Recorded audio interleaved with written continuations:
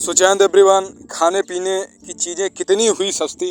काफ़ी डाउट्स आया कि जीएसटी जब से ये नया रूल लागू हुआ है, क्या जीएसटी में कितना गिरावट है, क्या खाने पीने में जीएसटी जीरो है या जीएसटी कुछ परसेंट घटा है या क्या है। संपूर्ण जानकारी हम आपको देंगे। पहले क्या जीएसटी था, अब क्या जीएसटी, तो एक तरीके से कह सकते हैं पूरी जानकारी आपको एक विस्तार में आपको एक चार्ट आपको स्क्रीन पर आप देख सकते हैं। एक चार्ट देखो, ये फूड में कितना जीएसटी कम हुआ है, संपूर्ण जानकारी हम आपको देंगे एक तरीके से। देखो, जो रोटी है उस पर मौजूदा जो जीएसटी है वो सुनने और पहले जो नया जीएसटी था, जो अभी जीएसटी लागू हुआ वो भी जीरो, कुछ भी। आप रोटी पर कुछ भी जीएसटी नहीं है। पिज़्ज़ा ब्रेड में जो पहले जीएसटी था वो था कह सकते 5%, जो अब जीएसटी है वो 0% है। पराठा में 18% जीएसटी था, अब 0% है। बटर, घी, पनीर, शुगर, इनमें लगभग 12% जीएसटी था, अब लगभग 5% जीएसटी हुआ।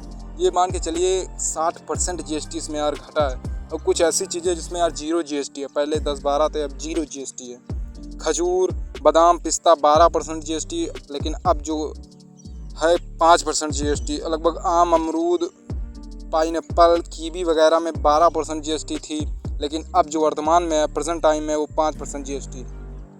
सिगरेट, जो ये संतरा, नींबू कह सकते हैं, सिट्रिक जो एसिड लगभग कह सकते खट्टे पदार्थ में 12% जीएसटी थी, अब 5% जीएसटी।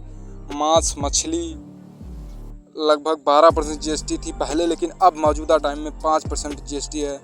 लगभग पास्ता, नूडल्स, मैकरोनी वगैरह, मैक्रोनी जिनसे आप कह सकते 12% जीएसटी थी पहले, अब 5% जीएसटी थी।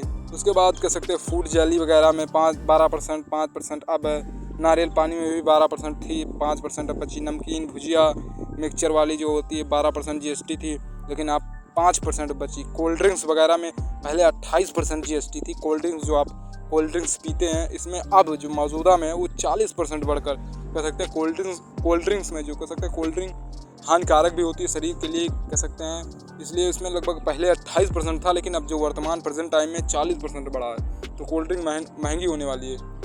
चॉकलेट्स में 18% थी, 5% मौजूदा।